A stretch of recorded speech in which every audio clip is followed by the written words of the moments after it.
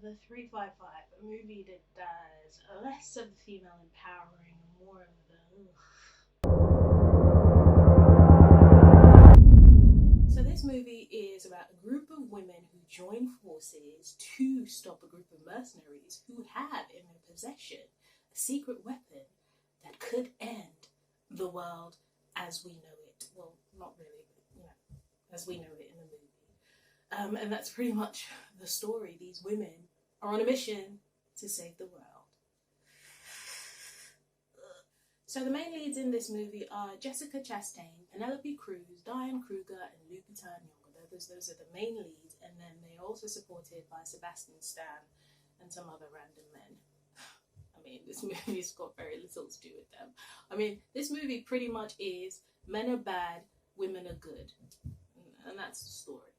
So usually when I do these reviews, I like to talk about the things that I liked and then talk about the things that I didn't like. So I'm going to start off with the things that I did like about this movie.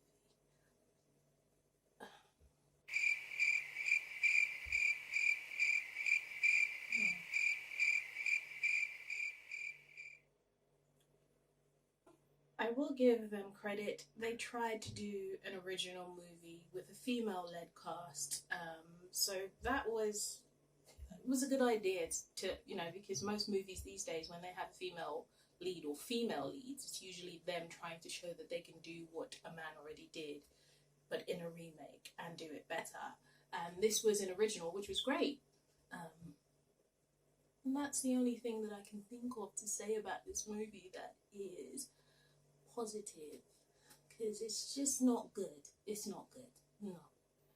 Okay, so now that I'm done talking about the things that I did like, which was not much, I'm going to talk about the things that I didn't like. The entire movie.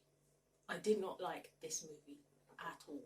There was nothing good about it for me. Now, I know people can find redeeming qualities in the movie, but for me, it just didn't work. And I was pretty sure that it was going to be bad when I saw the trailers, but I didn't think it was going to be as bad as it was. Like, I was aching to turn it off, but because I wanted to review it, I had to watch it in order to film this review. And yeah, it's not something, it's so bad. The story is nothing interesting. It's nothing that we haven't seen before, just done poorly.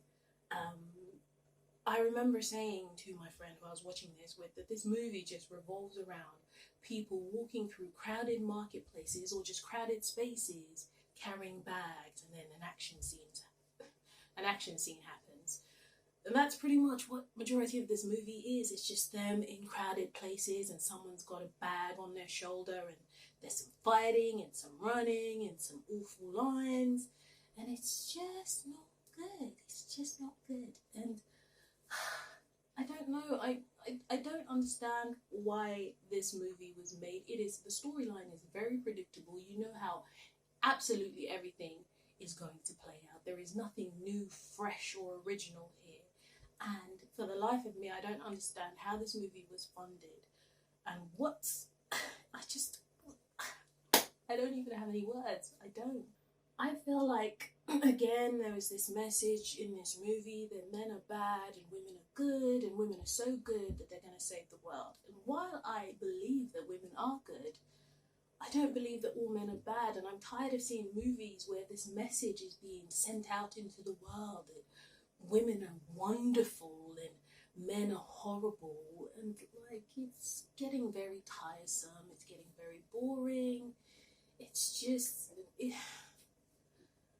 I'm all for female empowerment, but if you're not going to do it right, then don't do it at all. It's just some agenda that I'm not with. Well, I'm not feeling it. No. There's something that I need to add, but this is going into spoiler territory, so if you have any interest in watching this movie, then please do not watch this section of this section of my video. So anyways, in this movie, apart from the fact that women are good and men are bad, women are also magical and they can do just about anything. And there doesn't have to be an explanation for how they're able to do the things that they do. It's just being female makes you like a unicorn or magic. You can just do anything. So there's a scene in this movie where Jessica Chastain is chasing Diane Kruger's character in an underground tunnel. There's trains coming, Diane Kruger gets shot, and she falls over to the other side of the moving train, and, you know, what's her name? Chastain is waiting for the train to go past so that she can find the person that she shot. And then she looks up, and Diane Kruger is in that moving train. There's no explanation as to how she got onto the moving train or how she got into the moving train, but she blows her a kiss and waves her goodbye. And the director and whoever else was involved in the making of this movie just wanted us to accept that this is normal because women can do absolutely anything, and that is okay. It's magic. Another spoiler that I need to add is that this device that they are chasing throughout this movie, they get a hold of at some points in the movie, and they don't destroy it. They're just storing it and keeping it and handing it to people. And this device is really, it can destroy the world. So you would think, like, if I have this in my possession, I'm just going to destroy it. Then all of this hassle that we're having to deal with ends because this device no longer exists. But for some reason, they maintain the safety of this device and they keep it in all these different places. And then at the end, Lupita steps on the device and destroys it. And I'm thinking, okay, so why didn't you do that from the start? What were you lot keeping it for? And it just makes no sense. Nothing about this movie makes sense. But, you know, they just made it because it's women. Women. Just, I really don't want this review to be that long because I really don't have that much to say. I think I've pretty much said it. It's another thing I will point out is this movie is an hour and 50 minutes long. I remember probably about an hour into the movie, I said to my friend, like, how long has this movie been going on for? Why is it so long? It feels like it's been going on for like 5 hours. And when he had a look, it had been going on for an hour and there was just like 15 minutes left. And I'm thinking, this movie is an hour and 50 minutes? It felt longer, and that's not a good sign because I'm waiting for it to end. And if you're waiting for a movie to end and it seems like it's just unending, that's not a good thing. It wasn't even that long and it felt like it went on forever. And it's just, the story is just illogical. The outcome is illogical. It's all nonsense just so that women can do stuff. And the stuff that they're doing is not even filmed in a cool way.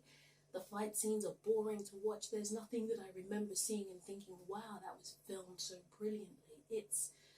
I mean, it's obviously filmed all right because it had a decent budget.